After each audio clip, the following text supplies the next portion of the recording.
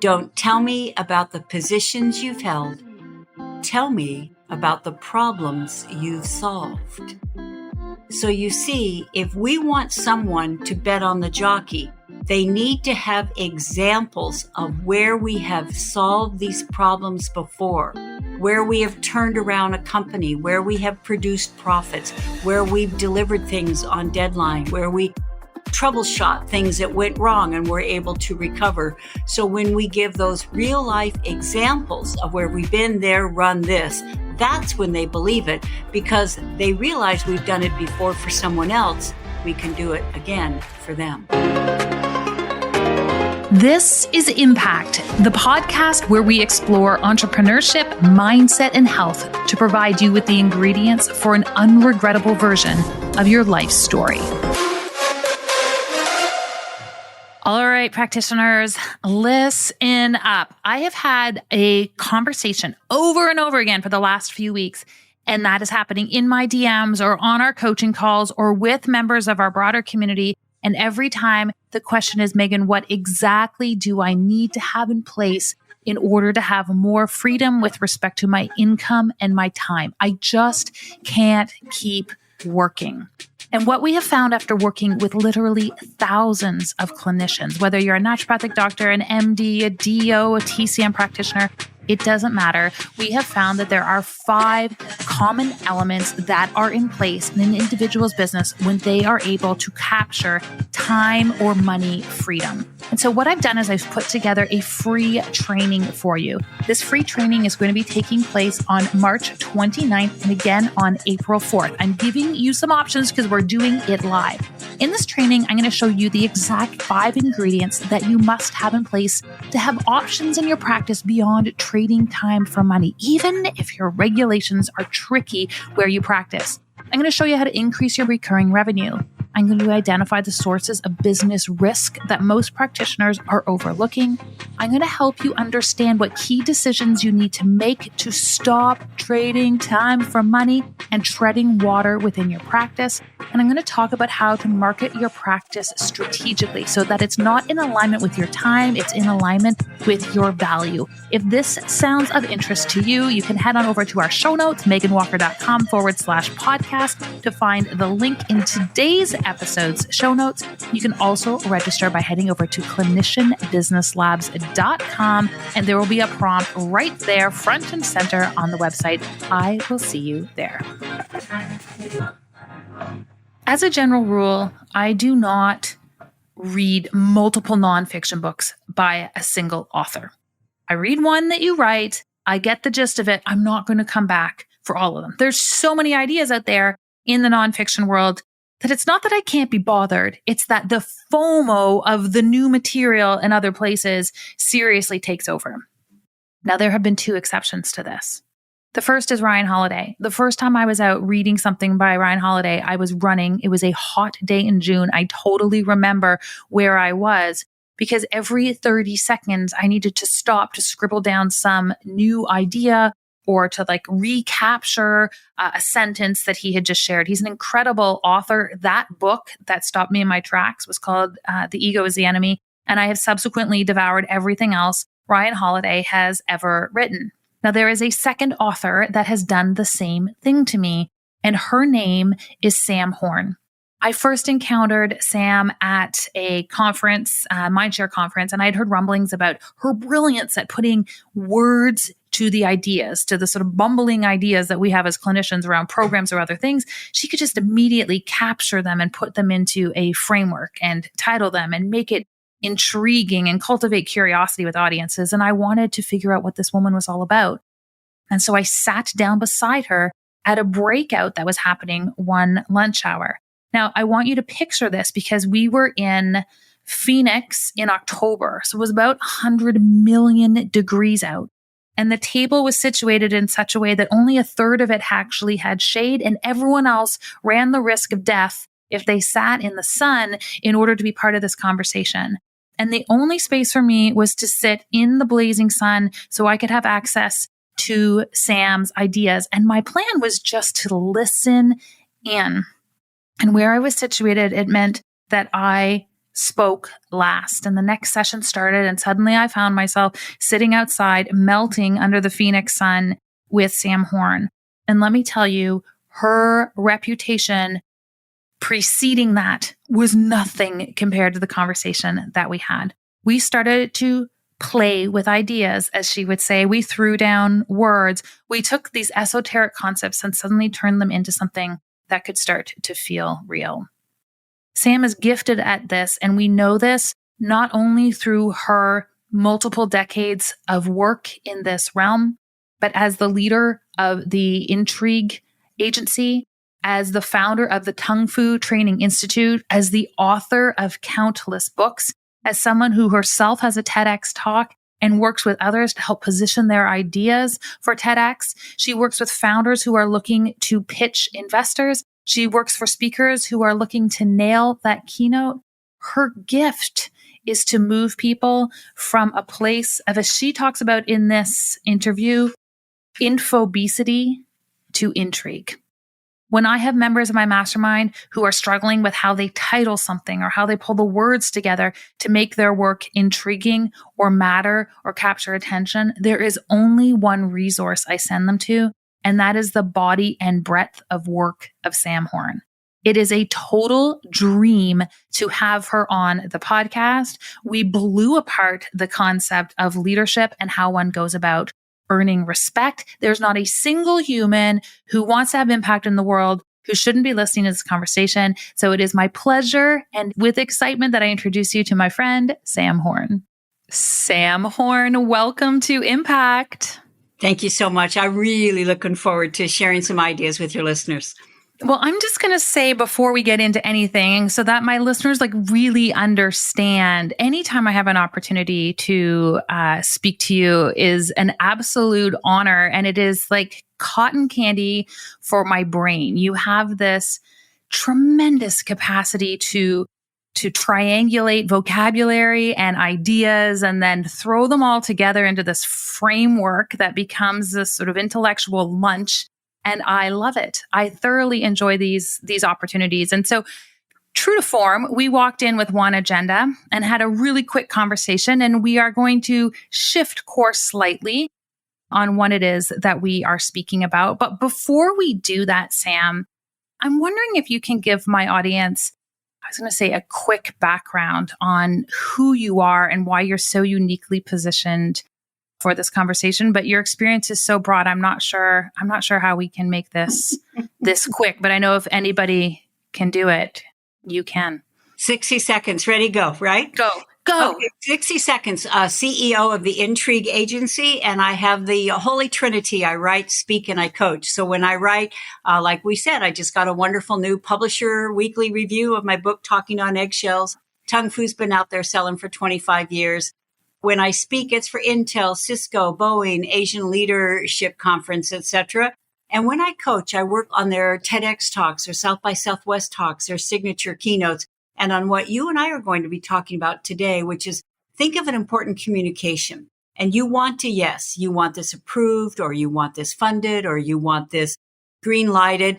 What can you say that so favorably impresses someone that they say, well, of course I'm going to work with you or hire you or choose you instead of the other people? So that's what we're going to do today. Okay, before we do that, I want everyone to note what just happened, because I have had over 300 guests on this podcast. When I say share a quick story, 20 minutes later, we get to where we are starting in the conversation. And Sam gave a talk this past year at Mindshare. I'm not sure what it's called, but the essence was put a sock in it. That might even be the title. And she was so great about, when you are a guest on a podcast, can you distill your idea or your introduction or your soundbite into 60 seconds or less, or 9 seconds or less as it pertains to our ability to hold attention. So I want you to listen to this interview through two lenses. One, the sheer brilliance of what it is that Sam has to say. And then two, how she communicates these really powerful ideas, because there's so many layers and lessons that you can learn.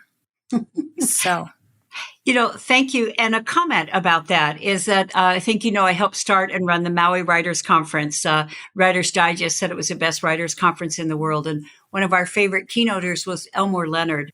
And a woman stood up in the audience and she said, Mr. Leonard, why do people love your book so much? And do you know what he said? No. I try to leave out the parts people skip.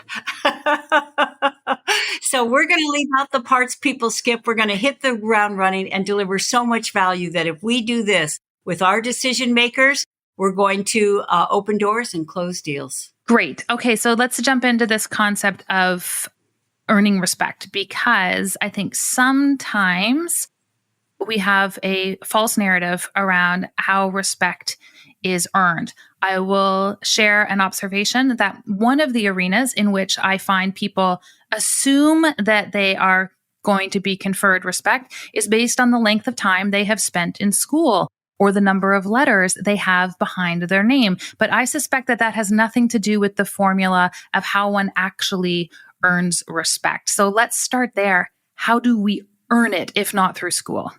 You are so right. Richard Branson said, time is the new money. And I think that time is a new trust. And the clock starts ticking the second we stop talking. So if we hit the ground running, then people's eyebrows go up and that we have earned their respect because we've already delivered value. Ready for some ways to do that? 100%. Now, unless people are driving, I hope that they'll get some paper and that they'll put a vertical line down the center. Because people say, Sam, how does your brain work? Well, I believe in juxtaposing everything. I think it's the quickest way to make complex ideas crystal clear. And furthermore, you were telling me you got a lot of got it going on entrepreneurs on the call. So we want to make what we say one of a kind instead of one of many. We want to make what we say merchandisable or monetizable, proprietary. And this is a way to do that. So ready? I'm set. Okay, vertical line down the center. On top of the left-hand column, put Infobesity. On top of the right-hand column, Intrigue. We are going to turn Infobesity into Intrigue. Now, by the way, if you notice what I did there, I showed the shift in 3 words.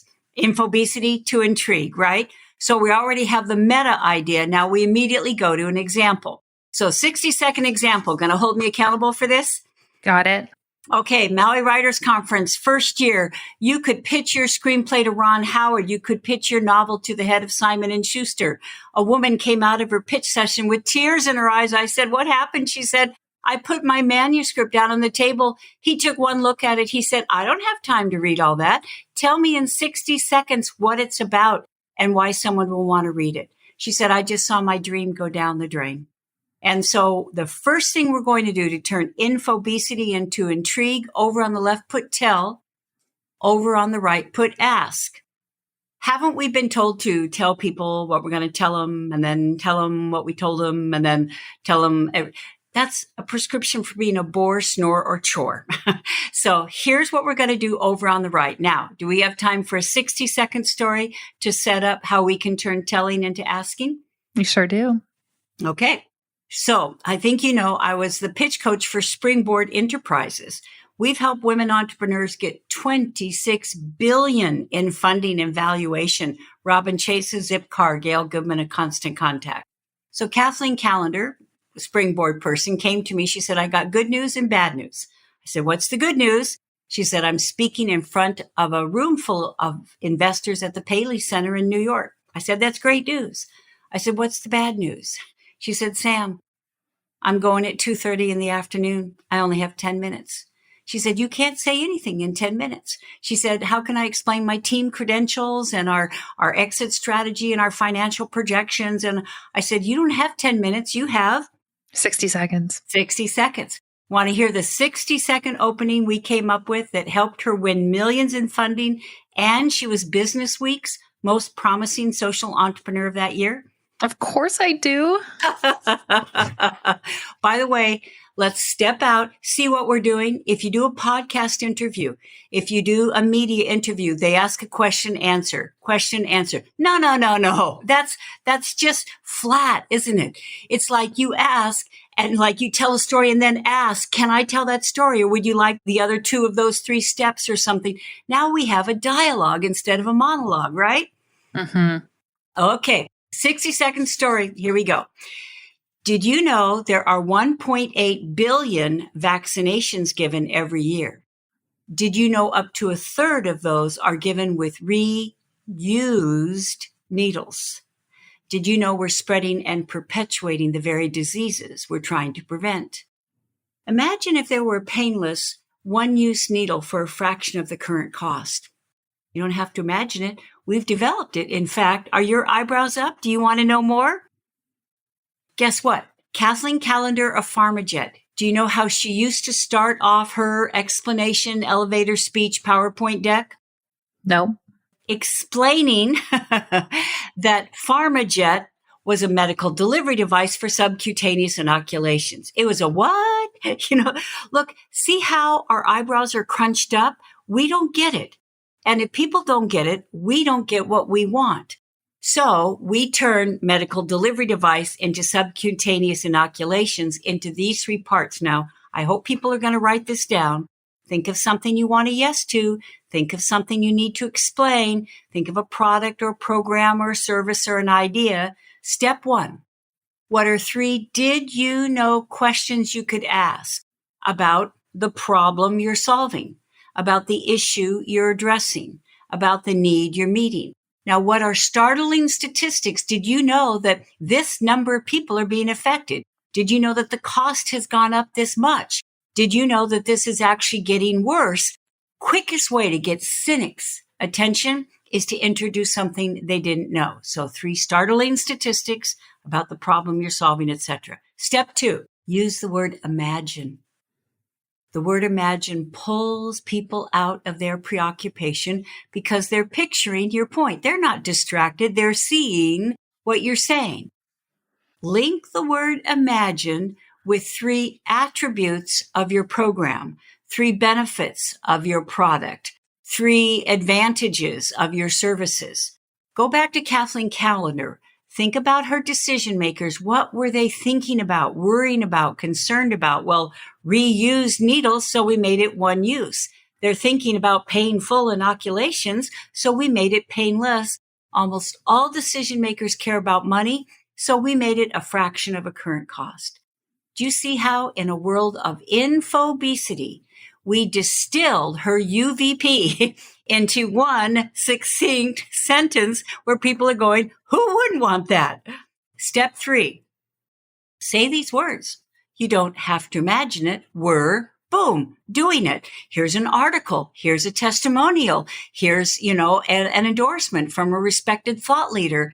Now, you can do all that in 60 seconds. How do we win respect? By hitting the ground running, turning a monologue into a dialogue, introducing something that is relevant that people don't know, giving evidence and precedence about how we've done it before. Boom, you have just won respect. Sam, is respect all about communication?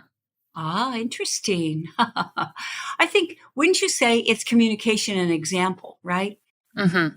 Do our words match our actions? Yes. Do people see the congruence there? That we're not just saying the words, we believe this. We're a model of this. We're exemplifying this. When we feel that congruence with people, that's when we bet on the jockey. I want to explore this idea a little bit more because I think that we at face value, we're like, okay, I get this. And I understand the integrity piece and how this earns respect. I want to go a little bit deeper into this concept of betting on the jockey. And I have been that person, that woman in the room pitching my idea to investors. And I realize it actually doesn't matter what I say. It is how I say it. It's how I show up. It's my past history. Like they were half interested in what it is we were building and mostly interested in who I was to lead the thing that had been built. How else can we go after this? Let's put explain on the left. Let's put example on the right. The way how we really win and earn their respect is instead of explaining, how this works, our business model, that can be infobesity. We're going to give real life examples. So I'll give you an example so we can do it. I found out that Elon Musk was going to speak at the National Press Club in DC. So my son works in mission control at NASA, Johnson Space Center. I said, Tom, if I have a chance to ask Elon a question, what should it be? He said, Mom, my job is with the ISS, the International Space Station, so my job's safe. But everyone with the shuttle was laid off, and they're all applying to SpaceX. Ask Elon how they can land an interview and get a job. I had an opportunity to ask Elon that question. He gave the most brilliant one-sentence response I've ever heard. You ready? Mm-hmm. Don't tell me about the positions you've held. Tell me about the problems you've solved. So you see, if we want someone to bet on the jockey, they need to have examples of where we have solved these problems before, where we have turned around a company, where we have produced profits, where we've delivered things on deadline, where we troubleshot things that went wrong and we're able to recover. So when we give those real life examples of where we've been there, run this, that's when they believe it, because they realize we've done it before for someone else. We can do it again for them. So I appreciate that. What's important here is this idea of problems being solved. But what is equally intriguing to me is how you had the opportunity to ask Elon Musk a question. Was this like complete manifestation, or how did you make that happen? Today, we're recording this on International Women's Day. And so I have a chance to speak at a lot of women's professional development programs. And one of the things we talk about is, do you have an intentional brand or an accidental brand? And an accidental brand is when you ask your supervisors, decision makers, who would give you the promotion or the raise or the project lead, so what do you think of Sam? What do they say? If they say who? You have an accidental brand. They don't even know you. And if they say, oh yeah, she's really nice. That's not going to get the position. So once again, an example to show what I'm talking about, how it works in the real world, and then how we can replicate it. So I was speaking for Intel. And I went to some of their SVPs and I said, okay, let's address the elephant in the room. Please be honest. I'm not going to throw you under the bus or tell you where I got this. What do you think women are doing that is sabotaging their professional success? And I'll always remember one guy said, Sam, we were opening up our office in Paris. Well, I have a woman on my team who was a foreign exchange student to Paris. She speaks great French. She still has colleagues there. When we were in our meeting, I threw her hat in the ring. When I said, Sylvia, and they went, who? And I said, Sylvia, she's been on, no one knew who she was. And finally someone said, oh yeah, she's in some of my meetings, but she never says anything. And he said, I called Sylvia in and I said, don't you realize that you are throwing a wrench in your own career? And why aren't you speaking up in meetings? And she said, I tried. She said, it's just everyone's jockeying for position. It's a shouting match. I would come up with an idea. People ignore it. 5 minutes later, Bob would come up with the same idea. Great idea, Bob. I just gave up. And he said, don't you understand that if you are not contributing at meeting, decision makers conclude you don't have anything to contribute. Mm-hmm. So one of the things we talked about is that at every single meeting, you're going to contribute and you're going to get a name for being resourceful. You're going to use the word resourceful. You know what? Let's get resourceful. I know we can figure this out. Let's put our heads together and turn this around, because use the words you want to be known for.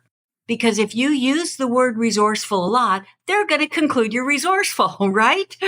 So that's just one way I think that we can earn attention and respect. So decision makers, when our name comes up, they know who we are, they like who we are, they respect and trust who we are, and they decide that we're the one for the job. When you contribute at a round table, do you contribute first or do you wait to the end? I love your questions.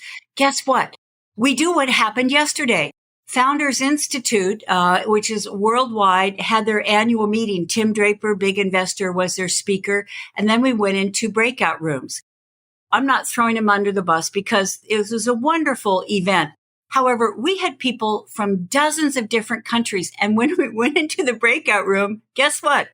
They had not assigned a moderator or a facilitator. So we had all these people staring at each other. And I thought, we have a brilliant brain trust here. Somebody's got to take the lead. I'm as much as somebody as anybody. I'm going to take the lead. However, I didn't do it by talking about myself. I did it by honoring the group and saying, aren't we fortunate that Founders Institute has brought us from all around the world, investors and startup founders and entrepreneurs, etc. So let's each take 60 seconds to talk about something that Tim said that we really agree with, or that was profound or insightful or actionable. And then we facilitated 60 seconds. When that kind of started running out of steam, then I said, all right, I know that Founders Institute wants us to connect. So why don't we have a 60 seconds what we want to ask from the community, or 60 seconds what we want to offer to the community, and then put in chat so that you can, so you ask, should I go first? Absolutely, we go first as a conductor, as a facilitator, as someone who is creating a community. And so it's a rising tide experience for all involved. Do you have a framework for leadership that you follow, or is it an inherent understanding of the room? Well, I'm going to turn back. I'd love to hear your thoughts about that. Look at these skills in action, everyone. And for me, a huge part of leadership is about listening and reading the room, and then following that intuition around what is needed in that given moment. No one's ever asked me about a framework, and I love creating frameworks, but I wouldn't say that I have one. It would start by listening to the room. And just to kind of feed off of what you were saying before around this notion of contribution, I think sometimes we can get caught in, like, we're just trying to check contribution off our list, as opposed to really sitting and understanding what the outcome of the room is looking for. And I think probably what I do is try to reverse engineer what the outcome of the room is looking for, to understand how we need to facilitate what's taking place. But I only say that because no one's ever asked me that question before. What she said. See, isn't this, I call this read and lead the room, Yes. right? And what you just said, Jen Treglia, who is a SVP of Johnson & Johnson, is quoted in the book. And this is what we discussed: the ability to perceive and respond to and reflect and direct nuance, right? Mm-hmm. So we walk into a room, and as you just were talking about, you pay attention to what's going on in the room. It's an interpersonal situational awareness. And we may have a great idea, but we just had a great idea 5 minutes ago, and it's too fast on the heels of the other one. So we put a sock in it, right? It's just TMI at that point. Mm-hmm. Or we see that someone is in a bad mood, and we were going to recommend something or request something that costs money. They're not in a mood to say yes to it. So we save it, right? So what you just said about reading the room and then leading the room is a way that we will always be welcome in any room. This notion of nuance, I'm pretty sure in the era of 2020 to 2023, this is my most favorite word. Wow. Because I actually think it is the most powerful concept in any given conflict at any given moment. So watching, I'm just going to call it the online conflict that's taken place over the course of the last few years. The thing I feel like I just keep wanting to put my hand up and acknowledge is that no one is speaking to nuance. How do we bring more nuance into conversations? How do we create space for nuance and not alienate those people who are stuck in either camp black or camp white? Wow. Okay. So we get to play, right? So what's your definition of nuance? To me, nuance is like the gray area in the middle. It's like the intellect and the feelings and the mush pot of reality that is all the different ideas floating around the room. Wow. Mushpot's not a word, by the way, which is, I left some options open. It works. Yeah, okay. We all knew what I was talking about. Pulitzer Prize winning author and columnist and humorist Gene Weingarten said, let's address the elephant in the room. Yo, elephant. Yes, I love that.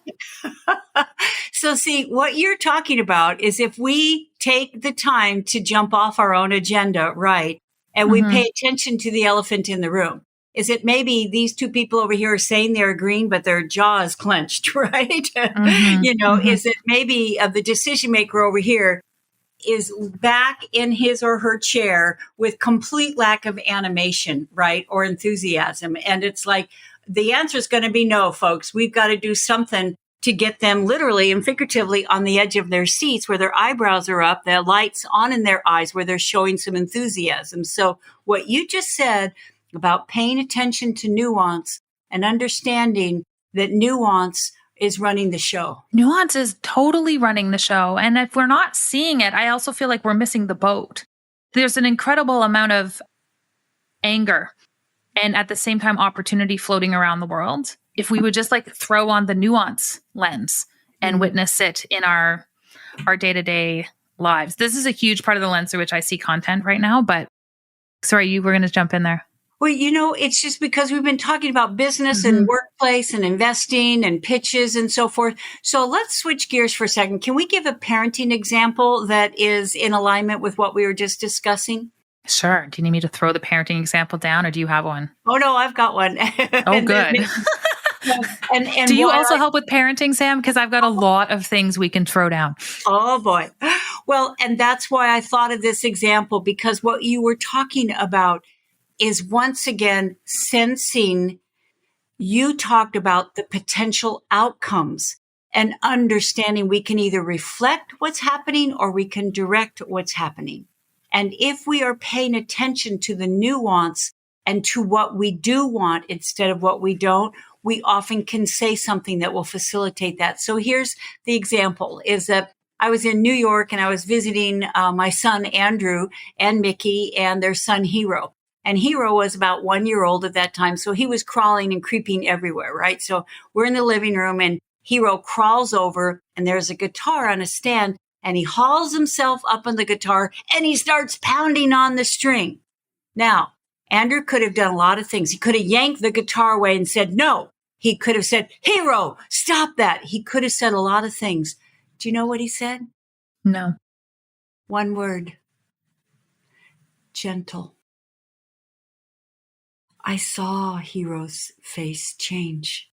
I saw almost a sense of wonder emerge on his face. And then he went strum, strum, strum. And there were bells on the window and he went ring, ring, ring. And in that moment, by reading the nuance and by being aware that we can reflect what happened or direct what happens next, and one word can facilitate that. As a result of that, Hero at age 5 is a wonderful little musician. And it was because he was supported instead of sabotaged in that initial effort. What you're talking about in every example are I just feel like we're getting juicier and juicier into leadership skills and tools that we can deploy in business. I want to shift a little bit and sort of play off of what you just talked about in terms of difficult conversations. So a lot of these scenarios are scenarios of where like we find ourselves in this incredible opportunity. But what about those everyday difficult conversations where things maybe aren't going our way and we've got to pick up the phone and address something, or we need to stand up for ourselves, or we need to inquire about things? This is a whole arena of skills and language that I don't feel necessarily we are all handed as we grow up. Can we start to unpack this idea a little bit? How do we arm ourselves with words and language and courage to be able to have some of these challenging conversations? I welcome this. I think I wrote a book called Tongue Fu, which has been selling around the world for 25 years. In fact, the National Public Library in China said it was their most checked out book in 2018. And here's why. On our notes, conflict on the left, cooperation on the right. Resistance on the left, receptivity on the right, resentment on the left, rapport on the right. So how can we turn conflict into cooperation, resistance into receptivity, and resentment into rapport? I'll give you a quick example. It's over on the left. Please put the words can't because. In fact, even put no, can't because. Can we start this meeting? Well, no, we can't because everyone's not here yet. Can I talk with Charlie? Well, no, you can't. He's out on vacation this week. Can we go ahead with this project? Well, no, you can't because we're still waiting for the approval. Those words can't because are like a verbal door slamming in people's face. It will lead to a conflict. People will resent us, even if what we're saying is justified. And they will resist whatever comes next because it's being done to them, not by them. So over on the right, please put the words, yes, as soon as. Yes, we can start the meeting as soon as we have a quorum. And if everyone's not here in 5 minutes, we're going to go ahead and get started anyway. Thanks for your patience. Yes, you can talk with Charlie. He's on vacation this week. Do you want to leave a message or do you prefer to call them back? And I'll always remember a woman did one of these and she said, this is going to change the way I parent. And I said, why? She said, Sam, I'm a single mom. I have 3 kids under the age of 10. It seems like all I ever do is tell them, no, you can't watch TV. You haven't done your chores. No, you can't play with your friends. You haven't finished your homework. She said, now listen to the difference. Instead of no, you can't because yes, you can watch TV as soon as you finish your chores. Pick up your room, take out the trash. You can turn on Simpsons or Discovery Channel. It's like, yes, you can play with your friends as soon as you finish your homework. Do your math. Let me have a look. And she was the one who said, Sam, this isn't semantics. It changes the whole dynamic of the relationship. Mm-hmm. Because when we tell people, no, you can't because they perceive we're the big meanie keeping them from what it is they want. And when we say yes, as soon as or right after, now who's in charge of getting what it is they want? I love it. And it's funny. I was like, this is just neurochemistry. It's a totally different cascade that gets triggered when it's yes and as opposed to no but. In that, we have words to lose and words to use. And it's a waterfall of words. And as you say, it sets up a cascade of consequences for better or for worse. Mm-hmm. There's a whole bunch of, you want some more words to lose and words to use? What works best for you? For me? Yeah. In general?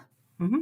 Oh, well, yes always works for me. So I will. Do we need to go even deeper than that, Sam? But like, yes will always be a big one.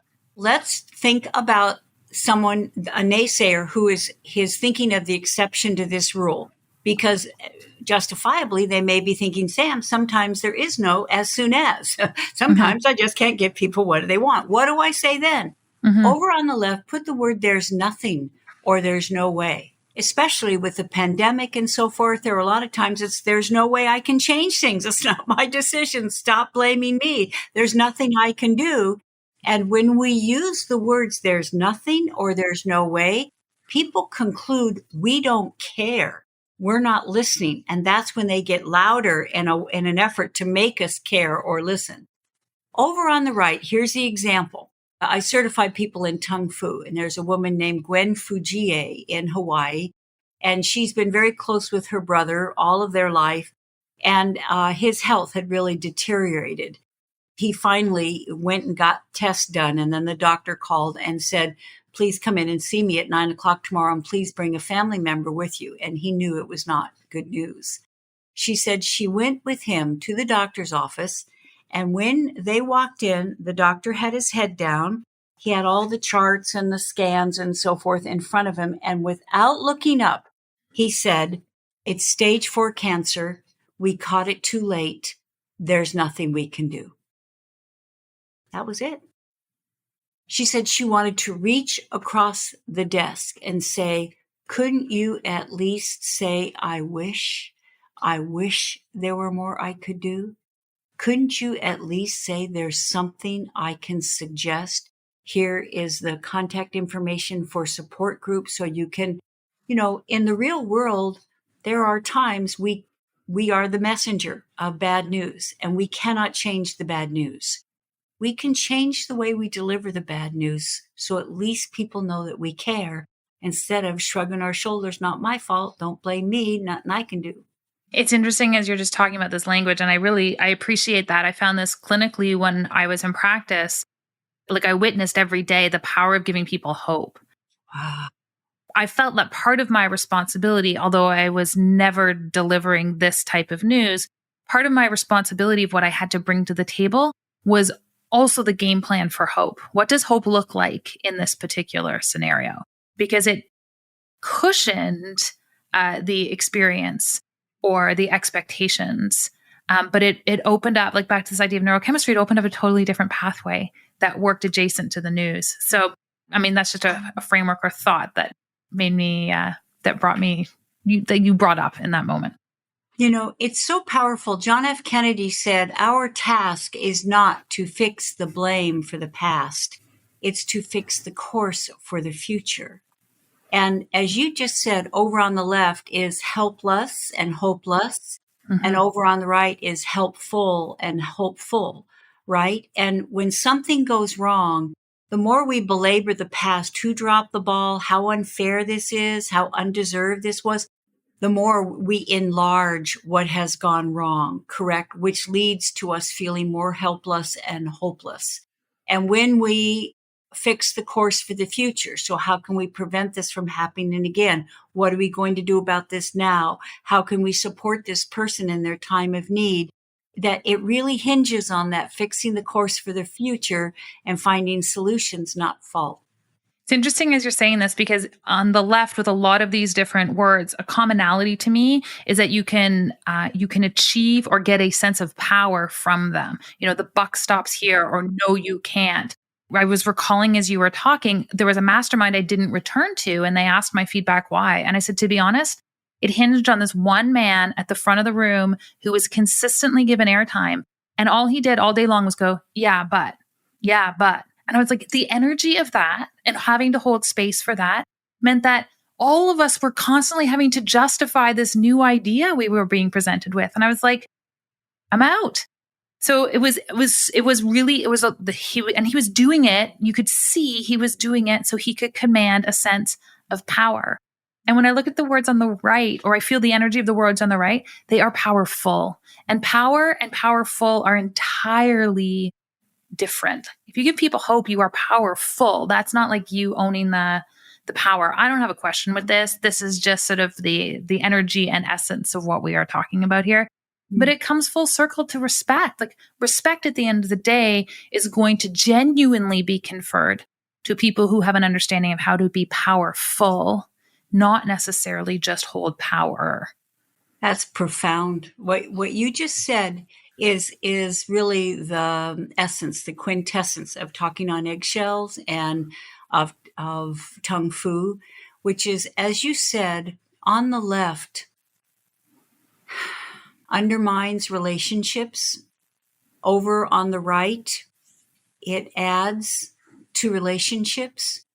And when we have a rising tide mentality, power is just defined as the ability to get things done.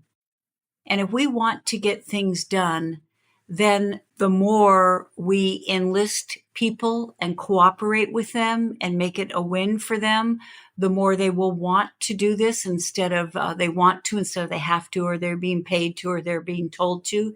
And as you say, that is power, is when people choose to do something because we have approached them in a way that treats them with respect, and they feel included instead of excluded, and decisions are being made by them instead of to them.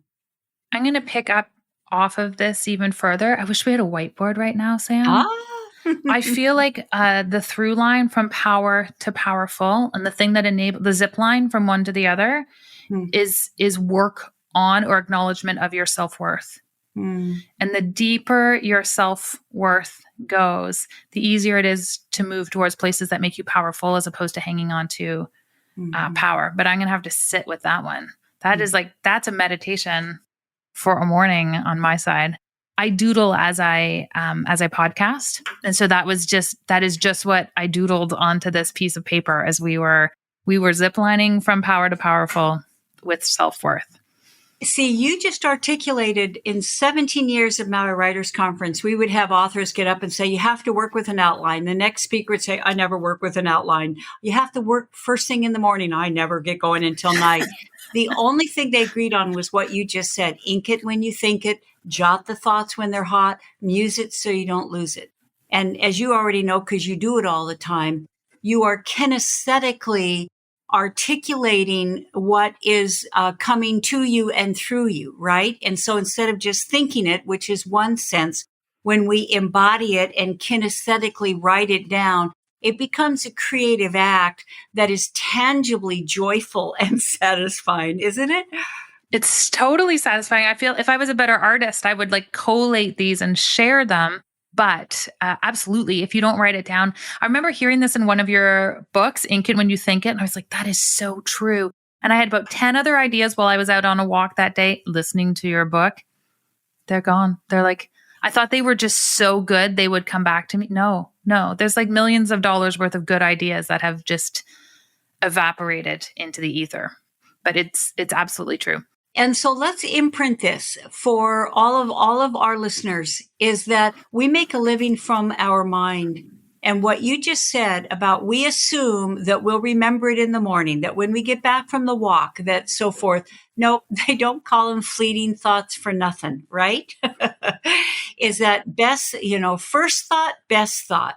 And when the muse breaks through the filter and brings something to our attention, it is an idea that wants to be born. And how we honor the muse and how we keep this stream of consciousness going is to write things down in the moment, because then we're free to forget them, which mean other thoughts keep coming and we keep the momentum. The train of thought will continue if you write it down so that the train can continue. I just 100% agree with you. I mean, you know me, you've seen me. I'm at events. What do I have in my hand? Totally. A notebook, right? Because when people are talking, I am writing down what pops out. I'm capturing key words. Not only does it free them up to stay in stream of consciousness because they know that someone is getting it down, so that if it's brilliant, it's not going to be lost.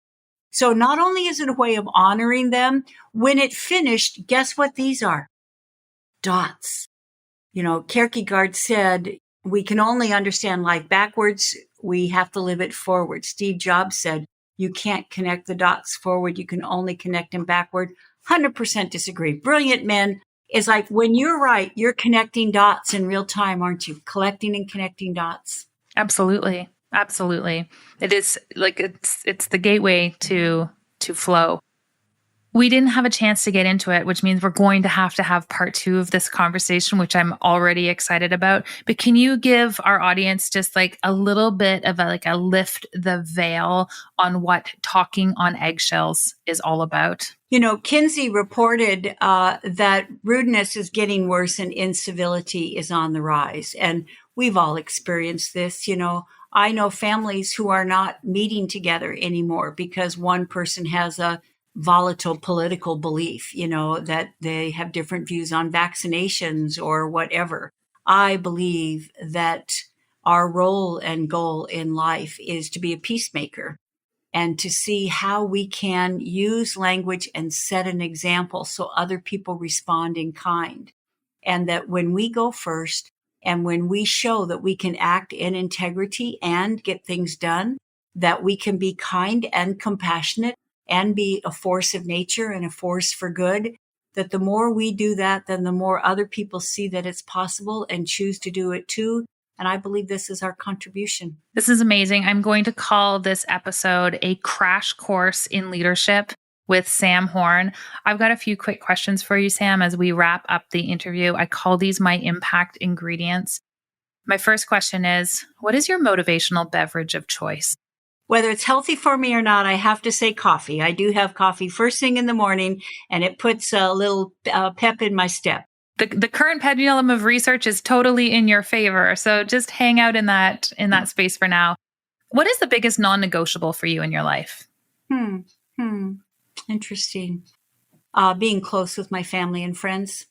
It's health is a quick second, right? Quick second. It's just that we can have fame and fortune. We can have all of that. And it's nice. And I welcome it. And at the end of the day, at the end of our life, it will not be what matters. What matters is, do the people we care about us? And are we taking the time to spend with them so that we're not just giving it lip service, that it is truly how we show up every day? As an entrepreneur, were you born with it? Or did you learn to become an entrepreneur? Oh, thank you. I love your questions. I thank my mom and dad for that. My sister and I grew up on horses. When we were 7 and 8 years old, we'd be gone all day long on our horses. And our parents did not warn us of the dangers. They did not say, oh, what if they fall off? What if they would? It's like bridle breaks, figure it out. Get bucked off, figure it out. So we grew up figuring things out, being resourceful, and seeing the world as an adventurous place, not a dangerous place. And to me, that's the heart and soul of being an entrepreneur. Adventurous on the right, dangerous on the left. I love it. Last question for you. What do you want your legacy of impact to be? I'll always be grateful to my college philosophy professor. The very first class, he said, we're going to study Socrates and Plato and Aristotle, but first, you're going to come up with your own philosophy. So our assignment for that first class was to come back and to have a philosophy under 50 words. So here it is. My philosophy, my purpose, my ikigai is to make a positive difference for as many people as possible while maintaining a happy, healthy lifestyle with friends and family. And that is my ikigai, and hopefully on a daily basis. It's 1 + 1 = 11. It is making a positive difference and having that close relationship with people I care about. Sam Horn, I feel like you are knocking that out of the park. Where can we send people so they can follow along on your incredible journey and the journey of the launch and release of Walking on Eggshells? Well, thank you. It's easy. Go to samhorn.com, SAMHORN.com. My TEDx talks are there, and I've got blogs there. I guess you and I both love quotes. I've got lots of quotes there, etc. So follow me on the different social media. Go to my website, and it will be a pleasure to have what they call in Hawaii a hana ho, an encore. Do this again. I love that. You can catch links to everything Sam Horn over at meganwalker.com/podcast. Sam, thanks so much. You're welcome. I thoroughly enjoyed it. Impact is what lives on when we leave the room, tuck them in, or step off stage. It is less about what you do, more about how you make them feel, and everything about how you choose to show up in the world. If you enjoyed this podcast, hit subscribe on Apple Podcasts, Stitcher, Spotify, or wherever you are listening to this episode. I am your host, Meghan Walker. Until next week, aim for impact.